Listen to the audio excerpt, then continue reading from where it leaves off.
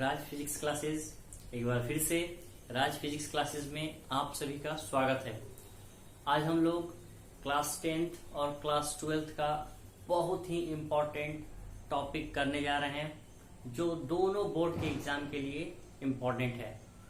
So class 10th वाले जरूर देखेंगे और क्लास 12th वाले को तो पढ़ना ही है। देखते हैं, चलिए। ये टॉपिक है कॉम्बिनेशन ऑफ इलेक्ट्रिक रेजिस्टेंस। ठीक है, तो क्या होता है कॉम्बिनेशन ऑफ इलेक्ट्रिक रेजिस्टेंस? तो जब दो या दो से अधिक रेजिस्टेंस को हम क्या करते हैं, रेजिस्टर को आपस में जोड़ते हैं, तो यही प्रोसेस आपका क्या कहलाता है, कॉम्बिनेशन ऑफ रेजिस्टेंस। तो व्हेन टू और more than two resistance are added to each other, then this process is known as combination of resistance. Clear है? आगे आते हैं। तो ये डिफिनेशन हम लोगों ने देख लिया है। अब ये दो प्रकार का होता है। कितने प्रकार का? दो प्रकार का होता है। कौन कौन? तो आपको पहले से पता होगा, क्लास 12th वाले, सीरीज कॉम्बिनेशन। सीरीज कॉम्बिनेशन, ठीक है, सीरीज कॉम्बिनेशन ऑफ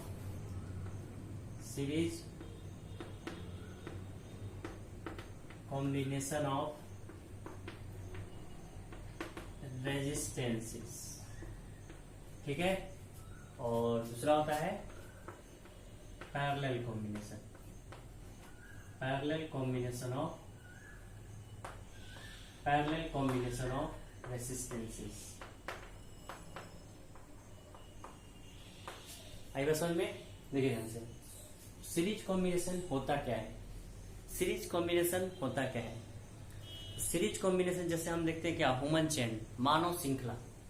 मानव श्रृंखला हम क्या देखते हैं कि इंसान का दो हाथ होता है, एक हाथ इधर और एक हाथ इधर। ठीक है, अब मानव श्रृंखला में ह्यूमन चेन में होता क्या है, उसके अलावा अगला आदमी उधर है और अगला आदमी इधर है। तो आदमी का दो हाथ होता है, एक हाथ, एक का दायां हाथ दूसरे वाले के बाएं हाथ से, फिर हमारा दाएं हाथ इधर वाले के बाएं वाले हाथ से, और यह प्रोसेस आगे भी जारी रहेगा। ठीक है, तो हम क्या बोलेंगे कि ये सब क्या है, जो मानव श्रृंखला होता है, यस, इसको हम क्या बोलेंगे, सीरीज कॉम्बिनेशन। ठीक है, सेम वैसे ही अगर रेजिस्टेंस के रूप में बात करते हैं, ठीक है, अगर रेजिस्टेंस के रूप में बात करते हैं तो पहले हम लोग पहला ही पढ़ेंगे। ठीक है, पहला यही पढ़ेंगे हम लोग, सीरीज कॉम्बिनेशन। ठीक है, तो इसमें हम लोग क्या देखेंगे कि इसमें ये क्या है, रेजिस्टेंस। ठीक है, ये क्या है, रेजिस्टेंस। ये हम एक पोटेंशियल डिफरेंस ले लिए या सेल ले लिए यहाँ पर, चलिए या बैटरी ले लिए। ठीक है, ये क्या है, प्लस माइनस दिखला दिए। बड़ा वाला को प्लस साइन से डिनोट करते हैं और छोटा वाला को नेगेटिव साइन से। अब आपको पता है कि करंट का जो कन्वेंशनल डायरेक्शन होता है वह positive terminal to negative terminal होता है।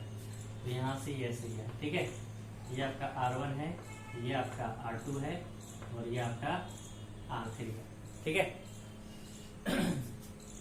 तो सीरीज कॉम्बिनेशन में हम तब कहेंगे टू और more than two resistor are said to be in series if first, मतलब एक रेजिस्टेंस का कितना इंड होगा, तो एक इंड यहाँ पर, एक इंड यहाँ।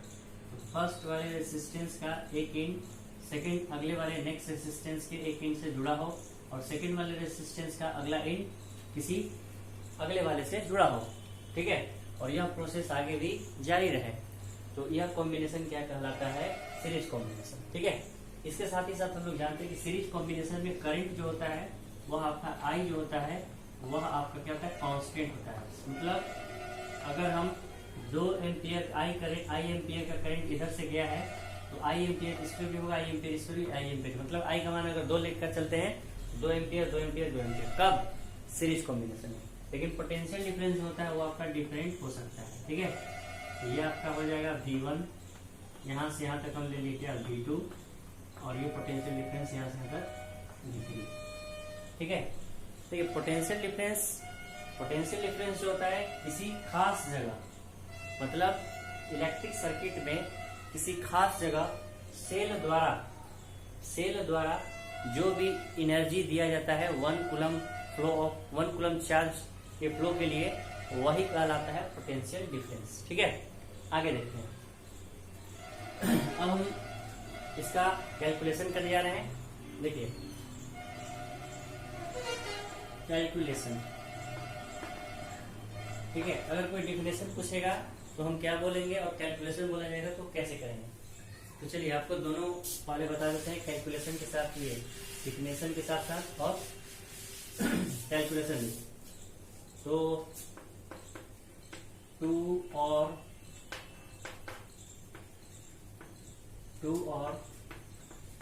more than 2 resistances are said to be in series if first end of, या ऐसे बोलेंगे if one end, ठीक है, फर्स्ट इंड पर हम लोग बोल सकते क्या, one end of resistance is connected to second end of other resistance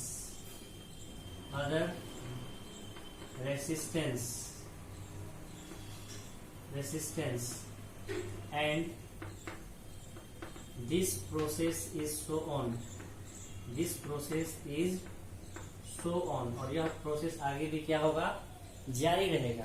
तब इसको हम क्या कहेंगे, इज कॉल्ड, ये तो आगे हम लोग कर ही दिए, ये आगे करने की जरूरत नहीं। सेट टू भी हम लोगों ने पहले बोल दिया है, तो ये आपका हो जाएगा। एंड यहाँ पर लिख देंगे क्या, and current flow through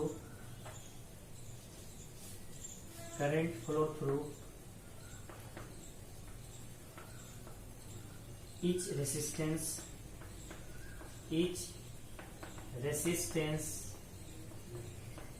is same और कांस्टेंट, यानी आई का मान क्या होना चाहिए, कांस्टेंट होना चाहिए या सेम होना चाहिए, ठीक है। तो दो या दो से अधिक रेसिस्टेंस को हम लोग क्या करते हैं कि वो सीरीज में है, कब, जब एक रेसिस्टेंस का एक एंड किसी दूसरे वाले रेसिस्टेंस से जुड़ा हो और दूसरे रेसिस्टेंस का दूसरा एंड किसी तीसरे वाले से जुड़ा हो और यह प्रोसेस आगे भी जारी रहे, ठीक है। तो इसी को हम क्या कहेंगे, सीरीज कॉम्बिनेशन ऑफ रेसिस्टेंसेस, ठीक है। आई बात समझ में। अब हम लोग कैलकुलेशन करने जा रहे हैं। तो देखिए कैलकुलेशन कैसे करेंगे हम लोग, काफी आसानी से हम लोग कर सकते हैं, देखिए बहुत अच्छे। चलिए तो कैलकुलेशन हम लोग कंसीडर कर लेंगे क्या, late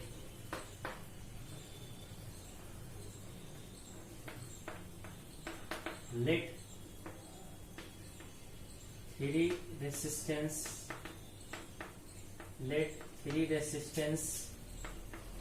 R1, R2 and R3 are connected in series, ठीक है, with a voltage source या potential difference V, with a voltage source V, ठीक है,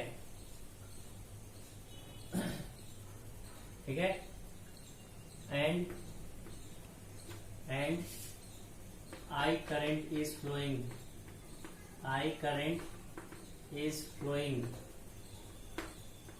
through each resistance,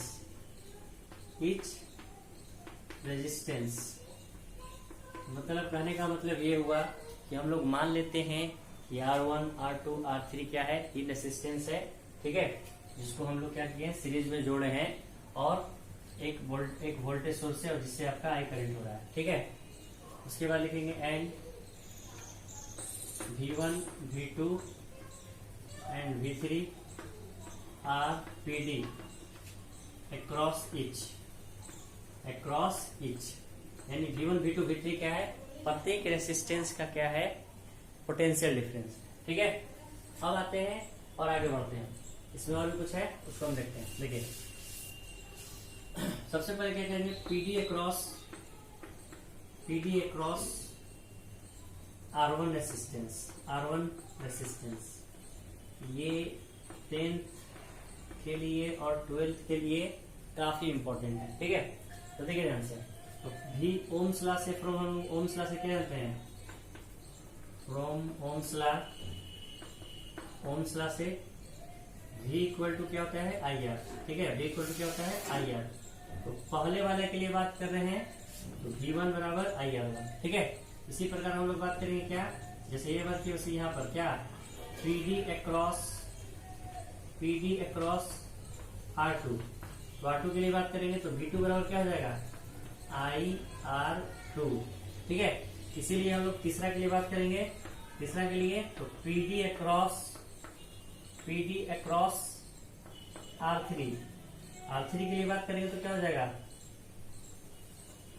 V3 equal to IR3। अगर n टर्म के लिए पूछेगा तो IRN हो जाएगा, ठीक है। तो ये इक्वेशन नंबर 1 हो गया, ये 2 हो गया और ये 3 हो गया, ठीक है।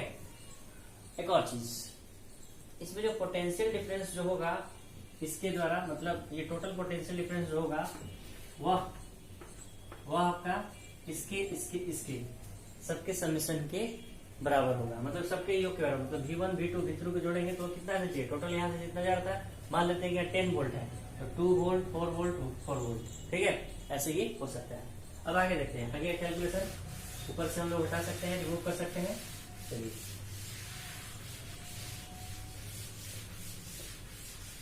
देखिए, तो हम लोग क्या जानते हैं, क्या total PD, total potential difference, ठीक है।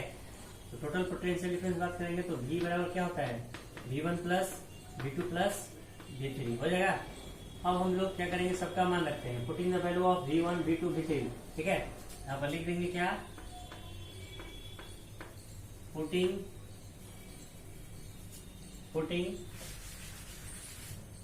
The value of V1 V2 and V3, सबका मान रख देंगे तो क्या मिलेगा, पहला वाला का IR1, दूसरा वाला का IR2, तीसरा वाला का IR3। सब में क्या कॉमन है, तो I कॉमन है। तो हम लोग क्या लिख सकते हैं, R1 plus R2 plus R3 लिख सकते हैं। चलिए बहुत बढ़िया। अब हम लोग इसको हम क्या कर सकते हैं, I को इधर ला दीजिए, तो I को इधर लाएंगे तो ये क्या हो जाएगा V बाई I बराबर क्या हो जाएगा R1 plus R2 plus R3। अब हम लोग जानते हैं क्या कि R बराबर क्या होता है V बाई I होता है। तो यहाँ पर क्या लिख सकते हैं ये आपका R बराबर हो गया R1 plus R2 plus R3, ये आपका नेट R है। यहाँ पर इसको हम RS के द्वारा, सीरीज में रहता है तो RS के द्वारा ड्रॉप करते हैं, ठीक है। तो ये था आपका डेरिवेशन 3 रेसिस्टेंस का मतलब 3 रेजिस्टेंस को अगर हम क्या करते हैं सीरीज में जोड़ते हैं तो उसका इक्विवेलेंट या फिर नेट रेसिस्टेंस बोलेंगे तो R1 plus R2 plus R3 होगा। आई बात समझ में। अगर हम n टर्म के लिए बात करते हैं तो RS बराबर R1 plus R2 plus R3, इसको हम n तक ले सकते हैं। Vn के लिए बात करेंगे तो Vn IRN हो जाएगा। तो ऐसे डॉट डॉट करके I कॉमन कर लेंगे और उसके बाद ये खुलते जाएगा चैन, ठीक है। चलिए अब आगे आते हैं। इतना आने के बाद हम लोग क्या कर सकते हैं, इसमें अगर हम और एंड रेसिस्टेंस के लिए बात करेंगे तो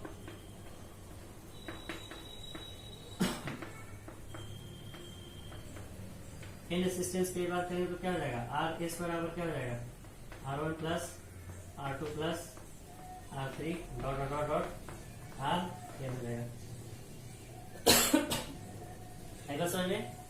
चलिए नेक्स्ट आगे आते हैं। अगर आइडेंटिकल रेसिस्टेंस हो तो क्या करेंगे, ठीक है। तो लिखेंगे क्या 4n आइडेंटिकल मतलब समझते हैं सिमिलर, आइडेंटिकल मतलब सिमिलर, मतलब R1 बराबर R2 बराबर R3, सबका मान R ही होगा, ठीक है। मतलब इसके जगह पर भी आपका R सबके जगह पर R हो तो क्या करेंगे, ध्यान से देखिए। RS बराबर क्या लिख सकते हैं R प्लस R, ठीक है। डॉट डॉट डॉट I कर लेंगे, यहाँ भी R कर लेंगे। इसका मतलब ये क्या हो जाएगा, ये n बार क्या है तो N इंटू R, ठीक है। जैसे हम बोलते क्या कि एक पेंसिल का दाम कितना है 5 रुपया, तो 10 पेंसिल का दाम 50 रुपया। तो तुरंत आप क्या करते हैं, नंबर से और एक रेसिस्टेंस का जो रहेगा उससे मल्टीप्लाई कर देंगे, आपका टोटल आ जाएगा, ठीक है। अब आगे देखिए, 2 के लिए बात करेंगे तो क्या हो जाएगा, RS बराबर R1 प्लस R2, ठीक है। तो इस प्रकार से हम लोगों ने क्या देखा कि calculation of combination of resistance series, calculation of series combination of resistances हमने आज का क्लास में डील कर लिया, ठीक है। तो मिलते हैं अगले लेक्चर में, जिसमें हम लोग ये जानेंगे कि पैरेलल कॉम्बिनेशन ऑफ रेसिस्टेंस क्या होता है, क्या होता है उसका इक्विवेलेंट रेसिस्टेंस, ये जानेंगे, ठीक है। Thank you.